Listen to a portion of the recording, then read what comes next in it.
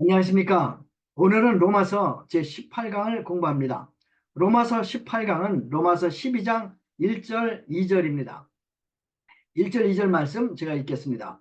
그러므로 형제들아 내가 하나님의 모든 자비하심으로 너희를 권하노니 너희 몸을 하나님이 기뻐하시는 거룩한 산 제물로 드리라. 이는 너희가 드릴 영적 예배니라. 너희는 이 세대를 본받지 말고 오직 마음을 새롭게 함으로 변화를 받아 하나님의 선하시고 기뻐하시고 온전한 뜻이 무엇인지 분별하도록 하라. 오늘 설교 제목은 영적 예배입니다. 로마서는 기독교 신앙 교리와 또 실천편을 모두 잘 다루고 있습니다. 1장에서부터 8장까지는 교리편이죠. 그리고 실천편은 12장부터 16장까지입니다. 그리고 9장에서 11장까지는 이스라엘 구속 역사에 대한 삽입편입니다. 교리의 주제가 믿음이라면 실천의 주제는 사랑입니다. 9장에서 11장까지 이스라엘 구속 역사의 주제는 하나님의 주권입니다. 오늘 우리는 12장 1절 2절 말씀을 통해서 우리가 어떻게 하나님을 예배해야 하는가 하는 것을 배우고자 합니다.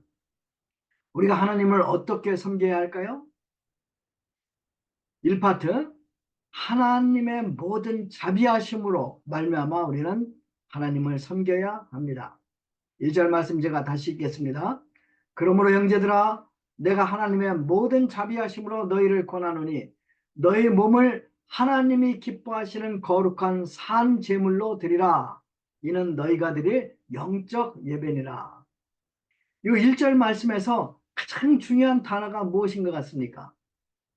제 생각에는 가장 중요한 단어는 그러므로라는 접속사입니다. 왜 그렇습니까? 이 그러므로라는 말에는 사도 바울이 1장에서부터 8장까지 가르쳤던 모든 기독교의 기본 교리가 담겨 있기 때문입니다. 1장에서 8장까지 말씀 중에서 클라이막스는 로마서 8장입니다. 로마서 8장에서 바울은 하나님의 모든 자비하심을 요약해서 잘 가르쳐 줍니다. 7장 마지막 문장 여러분 기억하십니까? 바울은 이렇게 칩니다. 나는 곤고한 사람이로다.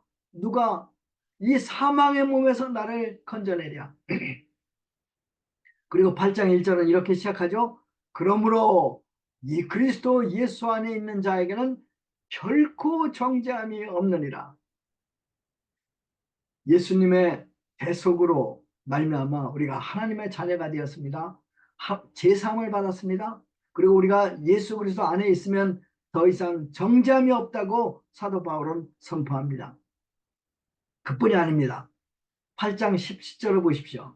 바울은 17절에서 이렇게 말합니다. 자녀이면 또한 상속자, 곧 하나님의 상속자요 그리스도와 함께한 상속자니 우리가 그와 함께 고난도 받아야 할 것이니라. 우리는 하나님의 진노를 받아 마땅한 죄인이요 하나님의 원수들이었습니다. 그러나 예수 그리스도로 말미암아 우리는 하나님의 자녀가 되었습니다. 하나님의 상속자가 되었습니다. 그리스도의 공동 상속자가 되었습니다. 예수님께는 나라와 권세와 영광이 영원히 있습니다. 고통과 눈물과 죽음이 없는 황금도시 새 예루살렘은 주님의 도시입니다. 그런데 우리가 이 예수님과 함께 예수님이 가진 모든 것을 공동으로 상속받는다는 것입니다. 여러분, 우리가 어떻게 예수 그리스도와 함께 공동 상속자가 될 수 있었을까요? 우리에게 그럴 만한 자격이 있습니까? 아닙니다. 1절을 보십시오. 그리스도 안에 있는 하나님의 모든 자비로 말미암아 우리는 하나님의 자녀요 하나님의 상속자가 된 것입니다.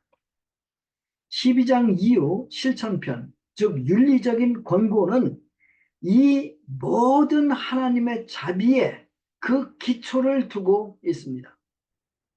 그리스도의 신앙생활, 예수님 안에 있는 하나님의 자비에 대한 응답이라고 할 수 있습니다. 이것이 기독교와 다른 모든 종교와의 본질적인 차이점입니다. 부처님께서는 열반에 이르는 길로서 8가지 바른 행위를 가르치십니다. 첫 번째가 뭡니까? 올바른 사고입니다. 두 번째는 올바른 결단입니다. 세 번째는 올바른 언어입니다. 네 번째는 올바른 태도, 다섯 번째는 올바른 생활, 여섯 번째는 올바른 노력, 일곱 번째는 올바른 주의, 여덟 번째는 올바른 명상입니다. 무슬림들도 낙원으로 가는 길로 5가지 계명을 가르치죠. 첫 번째가 신앙 고백입니다. 두 번째는 하루에 5번 기도하는 것입니다. 세 번째는 구제하는 것입니다. 네 번째는 라마단 금식하는 것이죠. 그리고 마지막으로는 성지 순례입니다. 불교인들도 그렇고 무슬림들도 그렇고 그들은 계명을 지키고 노력을 합니다. 왜 그렇습니까? 그들은 구원받기 위해서입니다. 그리스도인들에게 지켜야 할 윤리가 있어요. 성경의 절반가량은 신자들의 실제적인 삶에 관한 것입니다. 이런 점에서 기독교는 다른 종교와 비슷합니다. 그러나 그 윤리의 기초를 보면 완전히 다릅니다. 우리 그리스도인들은 영생을 얻기 위해서 하나님의 뜻대로 살려고 노력하는 것이 아닙니다. 우리는 하나님의 자비하심으로 이미 영원한 생명을 선물로 받았습니다. 우리는 하나님의 사랑을 받기 위해 거룩한 삶을 사는 것이 아닙니다. 우리는 하나님의 사랑을 받았고 그리고 지금도 무한한 사랑을 받고 살고 있습니다. 우리는 천국에 들어가기 위해서 선한 일을 하지 않습니다. 우리는 하나님의 자비하심으로 영생과 하나님의 나라를 이미 약속하여 받았습니다. 이처럼 모든 것을 하나님의 자비하심으로 얻었기 때문에 우리는 하나님의 뜻대로 살고자 노력하는 것입니다. 그렇습니다. 기독교의 윤리는 얻기 위한 윤리가 아니라 얻었기 때문에 윤리입니다. 자, 그러면 우리는 모든 것을 얻었기 때문에 이제 하나님의 뜻대로 살아야 되는데, 그러면 구체적으로 우리는 어떻게 살아야 할까요? 1절 사도 바울은 계속 이렇게 얘기하죠. 그러므로 형제들아, 내가 하나님의 모든 자비하심으로 너희를 권하노니 너희 몸을 하나님이 기뻐하시는 거룩한 산제물로 드리라. 이는 너희가 드릴 영적 예배니라. 1절 말씀에 나오는 제물은 문자 그대로 정말 제사 제물을 의미합니다. 원칙적으로 제사 제물은 죽여서 드리지 않습니까? 양이나 소나 돼지나 죽여가지고 제사로 드리잖아요. 그런데 바울은 지금 우리 몸을 거룩한 살아있는 제물로 드리라고 명령하고 있습니다. 그리고 이것이 하나님께서 기뻐 받으실 영적 예배라고 말하고 있습니다. 자, 산제물이란 말을 주의해서 보십시오. 사실 우리는 전에 우리의 영이 죄로 죽었어요. 우리의 몸도 죄로 인해 사형 선고받은 상태였어요. 그러니까 영육간에 우리는 죽었던 것입니다. 그런데 예수 그리스도의 거룩한 피로 말미암아 우리의 영이 살아났습니다. 또한 우리의 이 죽을 육체도 부활의 몸을 약속받았습니다. 이제 우리는 우리의 영과 몸을 하나님이 기뻐하시는 거룩한 살아있는 제물로 하나님께 드려야 합니다. 우리 몸을 하나님께 제물로 드린다는 말, 무슨 뜻일까요? 이 말은 우리의 삶의 모든 영역에서 우리는 하나님을 섬겨야 한다는 뜻입니다. 우리의 삶 전체가 하나님께 드리는 예배가 되어야 한다는 말이죠. 우리의 가정생활 예배가 되어야 합니다. 우리가 공부하는 것 예배가 되어야 합니다. 직장에서 일하는 것 예배가 되어야 합니다. 자녀 양육 예배가 되어야 합니다. 성경 공부, 심지어 먹고 마시는 것까지도 다 하나님께 드리는 예배가 되어야 합니다. 어떤 사람이 묻습니다. 내 삶의 10분의 1만 하나님께 바치면 되지 않을까요? 아닙니다. 10분의 1이 아니라 우리의 존재 전체를 우리는 하나님께 드려야 합니다. 바울은 이것이 합당한 영적 예배라고 말합니다. 하나님의 크신 자비를 경험한 그리스도인에게서는 이것이 지극히 자연스러운 일입니다. 2절 말씀을 보겠습니다. 너희는 이 세대를 본받지 말고 오직 마음을 새롭게 함으로 변화를 받아 하나님의 선하시고 기뻐하시고 온전한 뜻이 무엇인지 분별하도록 하라. 우리 그리스도인들은 주님이 말씀하시길 너희들은 세상의 소금이다. 세상의 빛이라고 말씀하셨습니다. 우리 신자들은 근본적으로 빛으로 살아야 합니다. 소금으로 살아야 합니다. 세상 사람들과 달라야 합니다. 만일 그리스도인들이 소금과 빛으로 살지 못하면 이 세상은 멸망의 길을 갈 수밖에 없습니다. 그러면 우리가 어떻게 변화를 받을 수 있을까요? 우리가 어떻게 영향력 있는 크리스천들이 될 수 있을까요? 바울은 말합니다. 마음을 새롭게 하여 변화를 받아.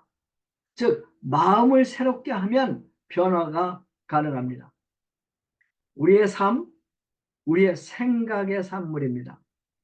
생각이나 마음이 새롭게 될 때 자연히 우리의 삶은 변화가 됩니다. 자, 그러면 어떻게 우리는 마음을 새롭게 할 수 있을까요? 모세는 위대한 지도자죠. 그는 광야에서 40년 동안 약 300만이라는 이스라엘 백성들을 인도하고 그들을 하나님 말씀을 가르치고 십계명으로 그들을 훈련합니다. 몇 년? 40년 동안. 자, 그러면 그들이 변화됐습니까? 변화되지 않았습니다. 40년 후 그들은 가나안 땅에 들어갑니다. 결국 우상 숭배에 빠져버리고 맙니다. 많은 선지자들도 백성들이 우상 숭배를 회개하고 살아계신 하나님께 돌아오도록 정말 힘썼습니다. 그런데 그들은 핍박을 받고 또 순교하고 결국 어떤 선지자들도 백성들을 하나님께 돌이키는데 성공하지 못합니다. 결국 북이스라엘도 망해버리고 남쪽 유다도 우상 숭배로 망해버리고 맙니다. 그러면 지금은 우리 마음이 새롭게 되는 게 가능합니까? 답은 가능하죠. 그 비결은 그리스도 안에 있는 하나님의 자비입니다. 하나님의 자비하심이 그리스도를 통해 나타났는데 그 절정이 예수님이 우리 대신 십자가에 돌아가실 때입니다. 우리의 모든 죄를 짊어지시고 십자가에서 피를 흘리실 때 하나님도 자기 아들을 버리십니다. 그때 하나님의 아들이 소리치잖아요. 엘리 엘리 라마 사박다니, 나의 하나님 왜 나를 버리셨습니까? 이 말을 듣는 하나님 아버지의 마음은 천갈래 만갈래 찢어졌을 것입니다. 그러나 하나님은 우리를 선택하시고 우리를 구원하시고자 당신의 독생자 예수님을 십자가에 죽게 하십니다.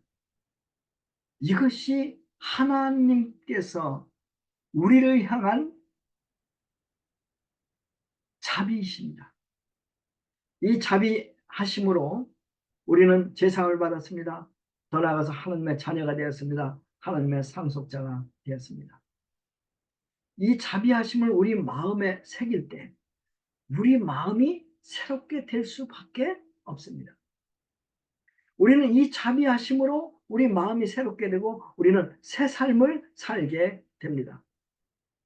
사도 바울 정말 빛의 사도로 살았습니다. 어떻게 그렇게 살았을까요? 그의 신앙 고백을 한번 들어보시겠습니까? 갈라디아서 2장 19절 20절 말씀입니다. 내가 율법으로 말미암아 율법에 대하여 죽었나니 이는 하나님에 대하여 살려 함이라. 내가 그리스도와 함께 십자가에 못 박혔느니 그런즉 이제는 내가 사는 것이 아니요 오직 내 안에 그리스도께서 사시는 것이라.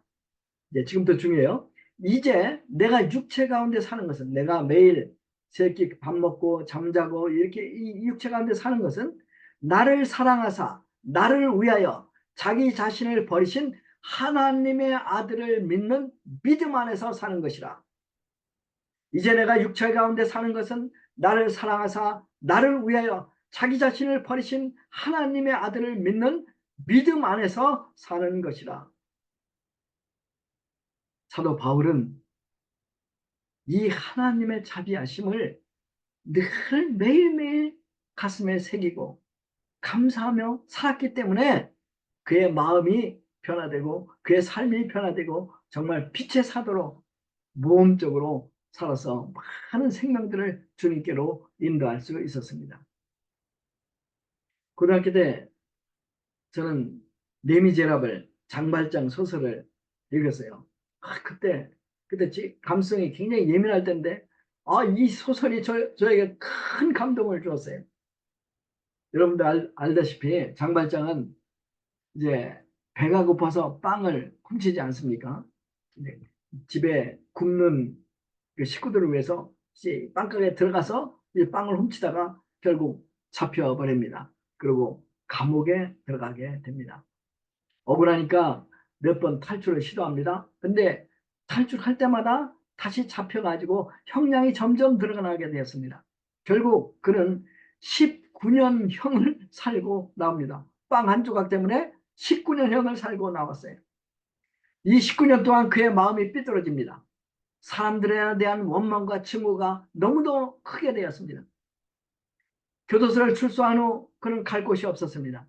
그런데 어떤 사람이 저기 저 성당에 찾아가 보라고 이제 귀뜸을 해줬습니다. 그래서 그는 갈 데가 없으니까 이제 성당 문을 두드렸어요.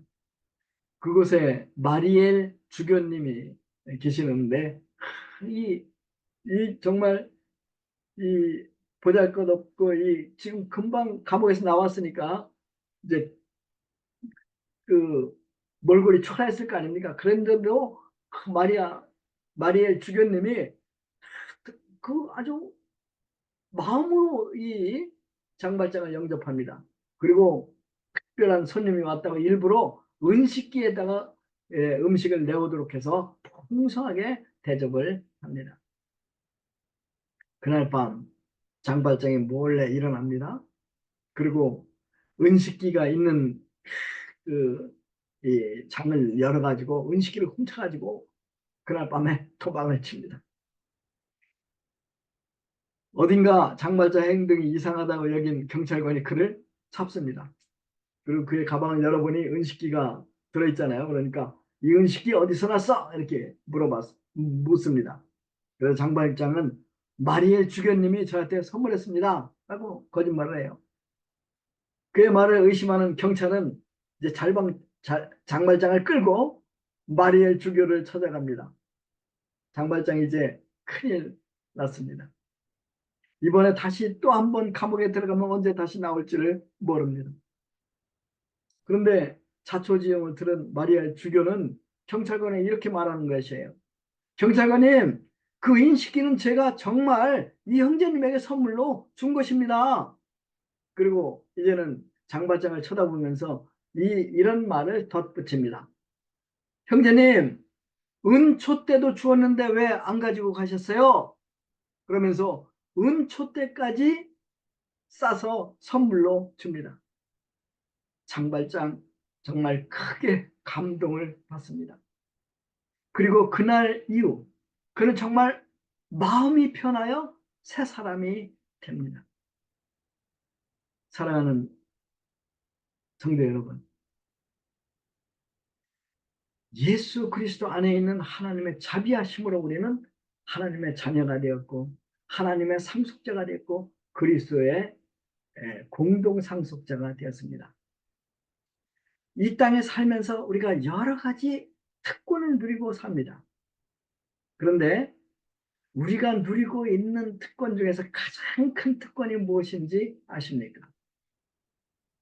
2004년 2월 3일 우리 저희 교회에서 이제 로마를 방문했어요. 근데 로마 베드로 성당에 가서 바티칸 성당에 가서 이제 이 구경을 했어요. 예, 근데 저희들을 인도했던 이제 가이드가 제 후배인 폴리캅 선교사였어요. 저희들이 간 그 전날 2월 2일 교황님께서 수녀님들과 신부들을 위해서 특별한 예배를 인도하셨다고 그래요. 어느 제단 앞에서 이제 폴리캅 선교사가 우리에게 퀴즈를 하나 내는 거예요. 그리고 이제 그 퀴즈가 뭐였냐면, 선교사님들, 여기 한 제단이 있어요. 근데 이 제단은 오직 교황님만 1년에 딱 한 번 올라갈 수 있습니다. 구약의 대제사장이 성전의 지성소에 1년에 한 번 들어갈 수 있었던 것과 꼭 같습니다. 그런데 교황 외에 이 제단에 오를 수 있는 사람이 있습니다. 그분이 누구일까요? 이렇게 물었어요. 우리 중에 아무도 대답을 못했습니다. 그러자 그는 웃으면서 이렇게 대답합니다. 청소부 아줌마입니다. 왜? 제단을 청소해야 하니까요. 우리는 교황도 아니고 대제사장도 아니죠. 그럼에도 불구하고 우리는 매일 하나님께 나갈 수 있습니다. 우리는 예수 그리스도를 바라볼 수 있습니다. 그리고 예수님과 함께 살 수 있습니다. 예수님과 함께 먹고, 예수님과 함께 일하고, 예수님과 함께 아이를 키우고, 예수님과 함께 노래하고 춤을 출 수 있습니다. 우리는 그리스도 안에 있는 하나님의 자비하심으로 얻은 가장 큰 특권이 바로 우리가 예수님과 매일매일 살면서 우리의 모든 삶을 하나님께 드릴 수 있는 은혜입니다. 여러분, 매일 하나님을 위해서 주님과 함께 살아가세요. 매일 그리스도 안에 있는 하나님의 자비하심으로 여러분들의 몸을 하나님께 산 제물로 드려 보십시오. 그러면 여러분들의 삶이 예배가 될 것입니다. 여러분들의 삶이 축제가 될 것입니다. 아멘. 기도하겠습니다. 하나님 아버지, 저희들이 하나님의 그 크신 자비하심으로 하나님의 자녀가 되었고 하나님의 상속자가 되었습니다. 이 땅에서 매일매일 주님과 함께 하나님을 위해서 살 수 있는 은혜를 받았습니다. 주님, 저희들을 도와주십시오. 저희들이 매일매일 저희들의 몸을 하나님께 산제사로 드릴 수 있도록 도와주십시오. 또한 매일매일 주님과 함께 먹고 마시며 모든 일을 주님과 함께 할 수 있도록 도와주십시오. 감사합니다. 예수님의 이름으로 기도했습니다. 아멘.